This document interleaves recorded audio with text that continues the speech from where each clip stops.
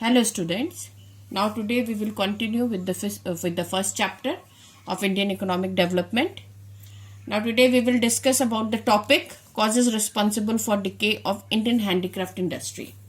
तो what are the reasons behind it? तो पहला है discriminatory tariff policy. It means कि जो ब्रिटिशर्स थे उन्होंने जो टैरिफ पॉलिसी यूज की थी यानी कि एक्सपोर्ट एंड इम्पोर्ट की जो पॉलिसीज डिसाइड की थी इंडियन गुड्स के लिए और फॉरेन गुड्स के लिए, उसमें डिस्क्रिमिनेशन था, उनमें बहुत सारे डिफरेंसेस थे. क्या डिफरेंसेस थे या क्या उसमें डिस्क्रिमिनेशन था? वो ये था कि जो बाहर से बन करके गुड्स आते थे, यानी कि जो इंपोर्ट अगर हम करते थे, इंपोर्ट का मतलब वो बाहर से जो भी हम गुड्स मंगाते थे, कौन से गुड्स मंगाते होंगे, जो हम ब्रिटिश कंट्रीज से गुड्स मंगाते थे उन पे तो कोई भी टैरिफ, उन पे तो कोई भी टैक्स नहीं लगता था, कोई भी टैक्स इम्पोज नहीं था. और जो हम यहाँ से गुड्स बाहर भेजते थे, एक्सपोर्ट करते थे जिन्हें हम कहें, तो उन पे क्या था, हैवी ड्यूटी इम्पोज की जाती थी, हैवी टैक्स रेट इम्पोज किया जाता था, जिससे कि क्या होता था कि वो गुड्स जो थे वो महंगे हो जाते थे इन कंपैरेटिवली टू जो फॉरेन के गुड्स थे. तो इन्होंने डिस्क्रिमिनेटरी टैरिफ पॉलिसी, अब इंडियन हैंडीक्राफ्ट जो गुड्स थे उन पे क्या करा, उनको क्या किया, स्पॉइल करने के लिए, उनको खत्म करने के लिए उन्होंने क्या किया कि उन पे हैवी टैक्सेस इंपोज कर दिए. एक तो वैसे ही हैंडीक्राफ्ट जो भी गुड्स होते हैं वो महंगे होते हैं और उन पे अगर आप टैक्स इंपोज कर देंगे तो वो और भी महंगे हो गए. तो जब महंगे हो गए गुड्स तो उनकी मार्केट में धीरे धीरे डिमांड ही खत्म हो गई. नेक्स्ट है कंपटीशन. कंपटीशन किनका? हैंडीक्राफ्ट इंडस्ट्रीज को कंपटीशन फेस करना पड़ा ब्रिटिशर्स के मशीन मेड गुड्स के. मशीन मेड गुड्स आपको पता है वो क्या होते हैं, सस्ते होते हैं, चीपर गुड्स होते हैं in comparison to handicraft goods.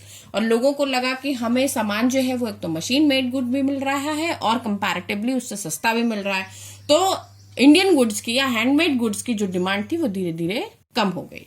Next है change in demand pattern. As a result of foreign influence, a new class of people emerged in India who looked British goods, vice versa Indian goods. यानी कि उनको क्या लगता था कि British goods है, मतलब ऐसे लोग भी आ गए जिनको क्या लगा कि बाहर के आने वाले गुड्स जो है वो इंडियन गुड्स से ज्यादा बेटर होंगे. तो लोगों के डिमांड पैटर्न में भी चेंज आने लगा. The change of pattern of demand against Indian product. ये क्या हो गया, इससे क्या हो गया कि इंडियन प्रोडक्ट्स की जो डिमांड थी उनमें बहुत ज्यादा गिरावट आ गई, वो बहुत ही ज्यादा कम हो गई और उसके बदले में लोग बार क्या मांग करने लगे, ब्रिटिश या फॉरेन कंट्रीज के गुड्स की डिमांड करने लगे. Next है development of railways. With the development of railway in India, the marketing of British finished goods across the different region of the country became easier. It means कि जब development किया railways का Britishers ने, तो उससे क्या हो गया कि जो सामान जो इंडिया में आता था वो अब एक जगह तक तो सीमित रह नहीं गया, क्योंकि जहां जहां पर रेलवे गई वहां पर उन गुड्स का अच्छे से मार्केट अवेलेबल होती गई. तो across the different region of the country become easier.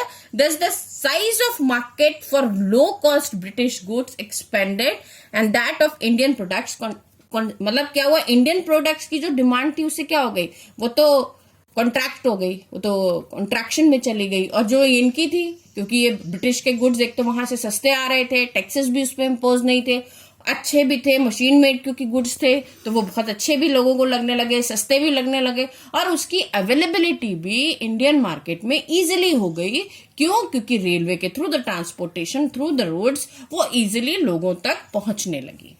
Next जो आज हम इसमें टॉपिक डिस्कस करेंगे वो फॉरेन ट्रेड ऑफ इंडिया की. Restrictive and discriminatory policies of trade and tariff adversely affect the nature, composition and size of foreign trade in India.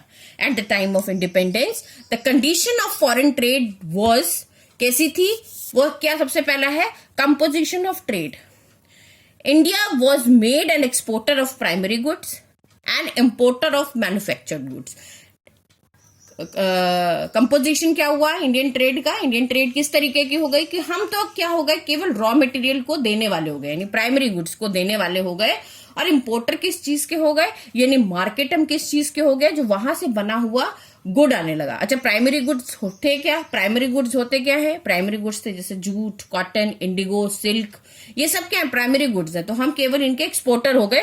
हम export किसको करते थे? इंग्लैंड को करते थे। और वहां से बना हुआ फाइनल गुड, फाइनल गुड का मतलब वहां से बने हुए इनके कपड़े, यानी कॉटन के cloth, silk clothes, woollen clothes, और कैपिटल गुड्स यानी टूल्स एंड मशीनरीज, वो सब हमारी इंडिया में आने लगी।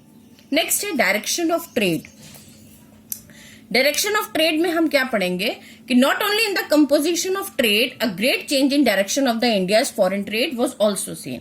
India had trade relations across all parts of the world. मतलब ऐसा नहीं था कि इंडिया जब ब्रिटिशर्स आए उससे पहले हम कभी ट्रेड नहीं करते थे, ऐसा नहीं है। तो हम सारे लोगों से ट्रेड करते थे, यानी सारी कंट्रीज के साथ ट्रेड करते थे। बट अब हम क्या हो गए? अब हम स्क्वीज हो गए। अब हमारे ऊपर मोनोपोली हो गई केवल इंग्लैंड की। इट मीन्स हम केवल उन्हीं के हाथ की कठपुतली होकर रह गए।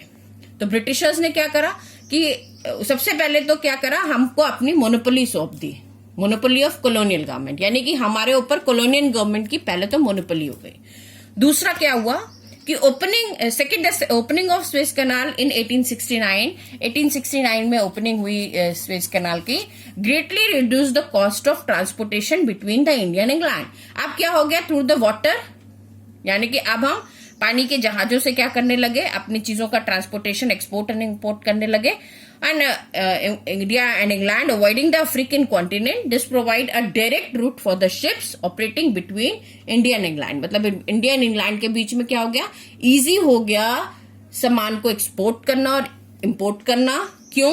क्योंकि ओपनिंग ऑफ स्वेज कैनाल हो गई। नेक्स्ट आता है balance of trade. Balance of trade का मतलब क्या हुआ? बैलेंस ऑफ ट्रेड क्या होता है? जब आपके export is equals to import होते हैं, ठीक है। लेकिन अब हम क्या कर रहे थे?